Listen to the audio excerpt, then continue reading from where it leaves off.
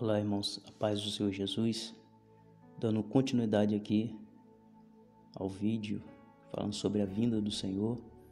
Agora vamos falar sobre a vinda do Senhor como ladrão, amém? Vamos usar aqui os textos que se referem à vinda do Senhor como ladrão. O primeiro texto que nós vamos ler aqui é Mateus capítulo 24, amém? Se você chegou aqui agora, nós já temos aí alguns outros vídeos no canal. Acompanhe lá, tem a playlist aí com alguns estudos falando sobre o arrebatamento da igreja do Senhor.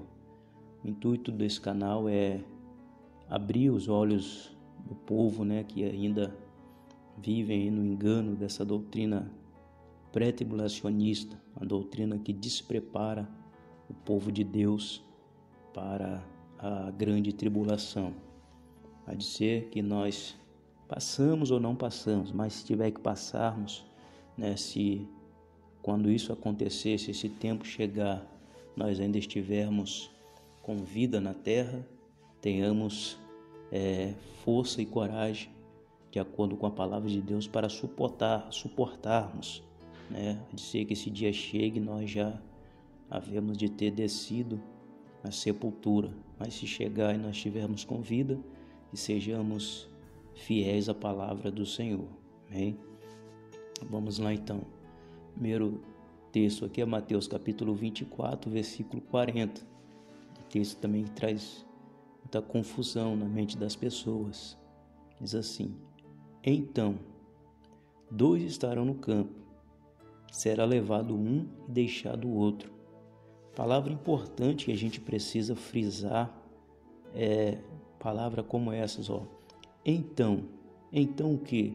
O que Jesus está dizendo? Então, se tem um então, é porque alguma coisa ele já falou antes e está acrescentando detalhes, como por exemplo a palavra aqui que eu grifei de verde, palavras como então, mas considera isso, por isso, porquanto.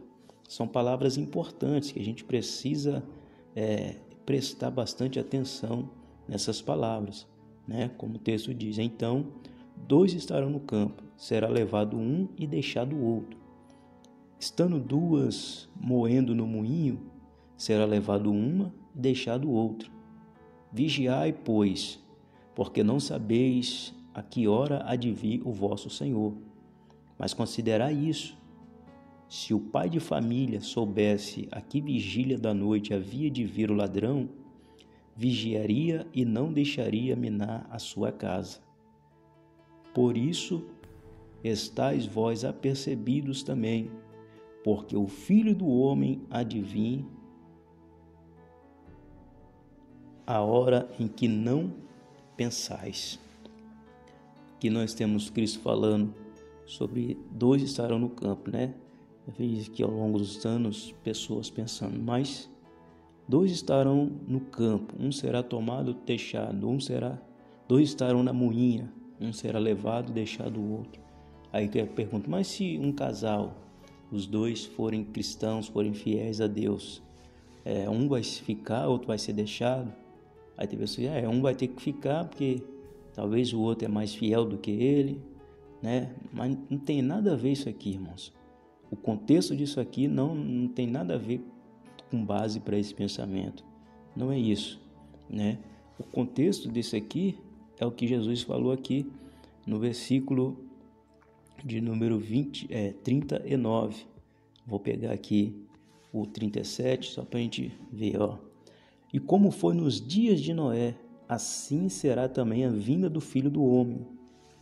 Porquanto, assim como nos dias anteriores ao dilúvio, comia, bebia, casavam-se e davam-se em casamento, até o dia em que Noé entrou na arca, e não perceberam, até que veio o dilúvio e os levou a todos.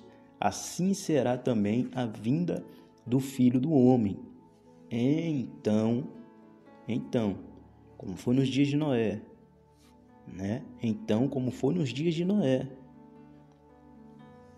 Estando dois no campo, um será tomado, o outro será deixado. Estando dois na moinha, um será tomado, o outro será deixado. Está se referindo a Noé, o justo, e o mundo, o ímpio, que não deu crédito à palavra do Senhor, que não vigiou, não acompanhou os eventos, os sinais, as profecias, né? Esses daí são os que ficarão no campo, E a Bíblia diz que dois estão no campo. Quem são os dois que foram plantados no campo? Tem a palavra lá, a parábola que o Senhor falou, que o homem plantou, né, o trigo, e o inimigo no meio da noite veio e semeou o joio junto.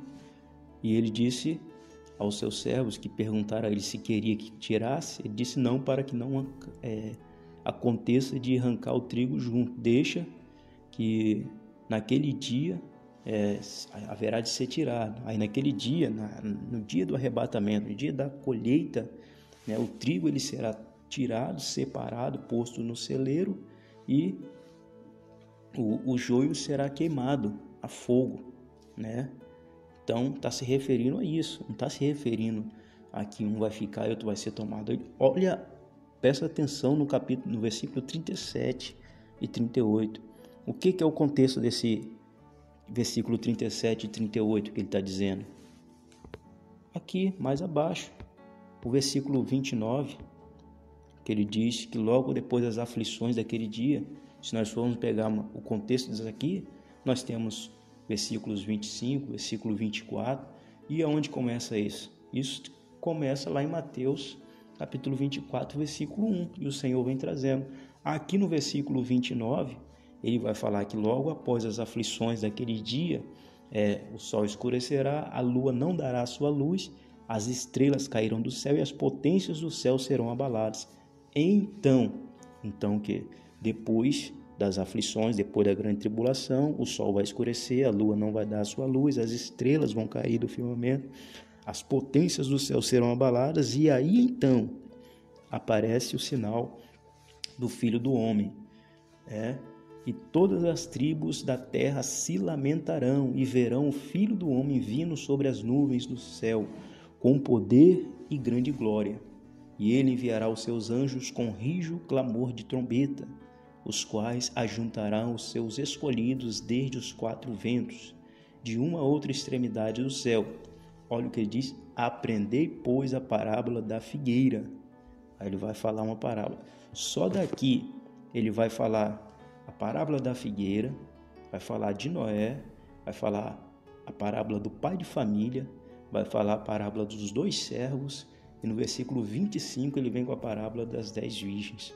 Ou seja, o Senhor vai falar 1, 2, 3, 4, 5 parábolas a partir do versículo 29 até Mateus capítulo 25. E tem gente que separa Mateus 24, 1 e Mateus capítulo 25, outro. Mateus capítulo 25, como eu já disse nos vídeos anteriores, é continuação de Mateus 24. Não tem como você dividir, não tem como você tirar Mateus 25 e separar ele de Mateus 24. Ele é continuação. São acréscimos que o Senhor está colocando, são pormenores que ele está acrescentando dentro da mensagem que ele está anunciando aos seus discípulos e o povo que ali está ouvindo aquela mensagem. Aí ele diz: como nos dias de Noé, dois estarão no campo, mas considerai, se o pai de família soubesse a que vigília da noite viria o ladrão. Quem é o pai de família aqui? O pai de família aqui é a igreja. A igreja é o pai de família. Cristo é o ladrão, Ele disse: se o pai de família soubesse a que hora viria o ladrão, A igreja sabe que hora que vai vir o Senhor? Não sabe. Nós acompanhamos os sinais, Mas o dia exato, a hora, nós não sabemos. E ele ainda diz: por isso estáis vós apercebidos também, porque o Filho do Homem há de vir a hora em que não pensais. Aí vai falar a parábola aqui do servo. E chega aqui em Mateus capítulo 25, E se você pegar o contexto aqui do capítulo 37 de Noé, onde Cristo faz clara afirmação dizendo que a sua vinda o contexto que estará acontecendo aqui no dia da sua vinda é o contexto do dia de Noé.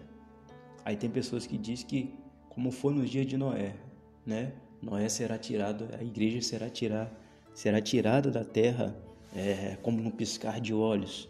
A igreja será tirada da terra a ser raptada.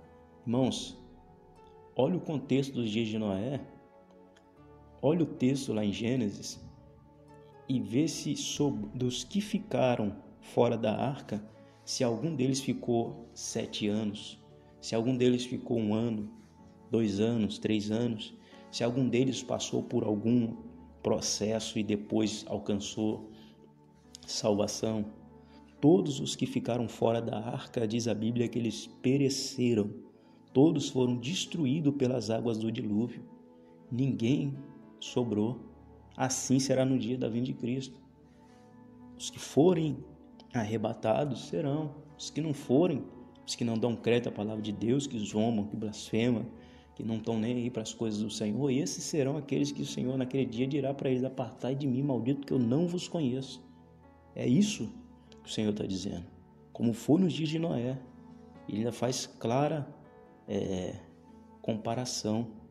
Ainda vai acrescentando detalhes aqui para que a gente possa pegar as informações, juntar todas elas, né? E entender tudo que Deus está nos mostrando. Amém? Então aqui Mateus 24, né? Falando sobre a vinda do Senhor como ladrão. Mais um texto aqui, 1 Tessalonicenses, capítulo 5. Diz assim: mas, irmãos, acerca dos tempos e das estações, não necessitais de que vos escreva, porque vós mesmos sabeis muito bem que o dia do Senhor virá como ladrão da noite. Pois que, quando disserem a paz e segurança, então lhes sobrevirá repentina destruição, como as dores de parto daquela que está grávida, e de modo nenhum escaparão. Ele diz que o dia do Senhor, a respeito do tempo das estações, não necessita falar porque ele já sabe, né? Então já sabe que o dia do Senhor virá como ladrão da noite. Aí ele diz: quando vos disserem a paz e segurança, então lhes sobrevirá repentina destruição, como as dores de parto daquela que está grávida. A mesma referência aqui é João capítulo 16, quando Jesus ele termina ali com seus discípulos de ceiar, ele vai falando para eles que eles vão, acho que é João 14, se não me engano, 14 ou 16, Jesus ele fala com seus discípulos que eles vão chorar e o mundo vai se alegrar. Mas ele diz que o choro, a tristeza deles, dos discípulos, se transformará em alegria. Ele vai fazer alusão também das dores de parto, ou seja, a igreja vai estar sentindo dores de partos naquele dia, na grande tribulação. O mundo, os ímpios, têm profecias no Velho Testamento que diz também que eles vão estar sofrendo dores de parto, só que a igreja está sofrendo dores de parto e vai ser gerado um filho.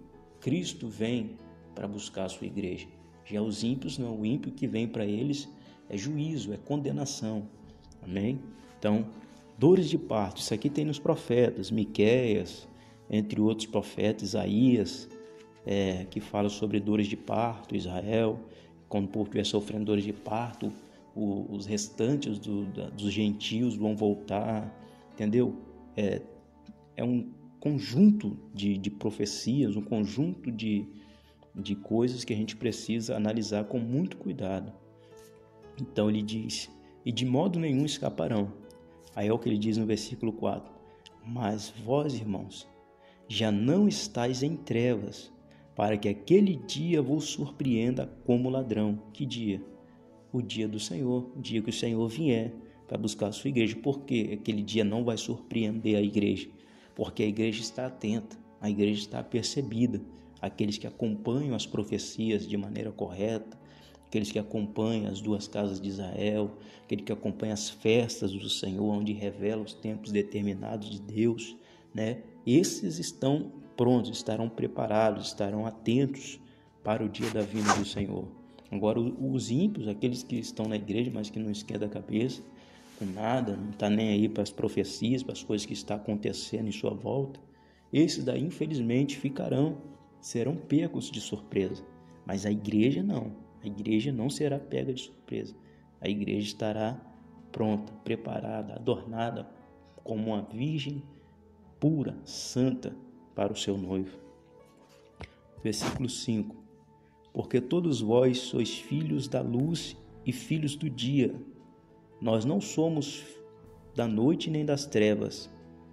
Não durmamos, pois, como os demais, mas vigiemos e sejamos sóbrios. Verso 7. Porque os que dormem, dormem de noite, e os que se embebedam, embebedam-se de noite.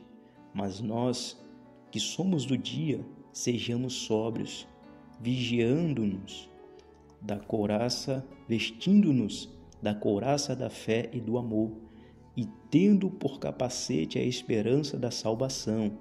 Verso 9. Porque Deus não nos destinou para a ira, mas para a aquisição da salvação por nosso Senhor Jesus Cristo.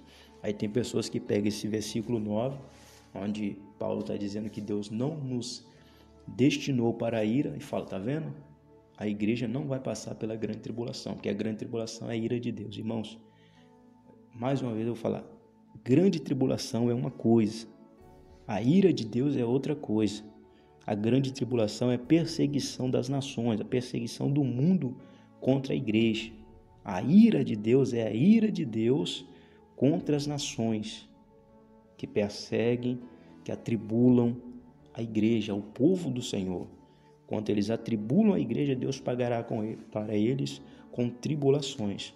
Nós certamente não estamos destinados para a ira, mas estamos para passar pela grande tribulação, onde Deus provará os corações dos homens. Amém?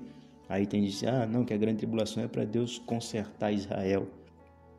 Se a grande tribulação é para Deus consertar Israel, né? Então eu posso rasgar o capítulo 9 de Romanos, o capítulo 11, que Paulo diz que o endurecimento foi o próprio Deus que colocou no coração de Israel para que eles rejeitassem a Cristo, a fim de que os gentios pudessem vir e serem enxertados dentro da boa oliveira. Ele ainda diz, a partir do versículo 35, que no final dos tempos Deus usará de misericórdia sobre misericórdia para que os judeus também possam entrar. Amém? Então não há divisão entre igreja e gentio, né? Existe isso literal, existe isso, né? Não só entre igreja e Israel, também todos aqueles que não professam a fé em Cristo, que não creem nas suas obras, que não creem que Ele é o Filho de Deus, que Ele morreu e ressuscitou, né? E aguardamos a sua vinda. Esse não é igreja, não é corpo, mas todos aqueles que creem em Cristo, né? Como seu Senhor e Salvador da sua alma, esse é corpo, membro do corpo de Cristo, né? E Cristo, como cabeça, a Bíblia já diz, claro, que Ele vai nos levar consigo. Versículo 10. Que morreu por nós para que quer vigiemos, quer durmamos. Esse quer vigiamos e quer durmamos aqui, não quer dizer que quer que nós vigiemos e quer que nós ficamos aí dormindo no sono da indolência, não. Esse aqui quer vigiemos, quer estejamos vivos ou quer que durmamos, morremos em Cristo. Vivo ou morto, se estamos em santificação, estamos vivendo a vida de acordo com a palavra de Deus, Cristo, então, Ele vai nos vivificar juntamente com Ele. Amém? Vivamos juntamente com Ele. Verso 11. Por isso, exortai-vos uns aos outros e edificai-vos uns aos outros, como também o fazeis.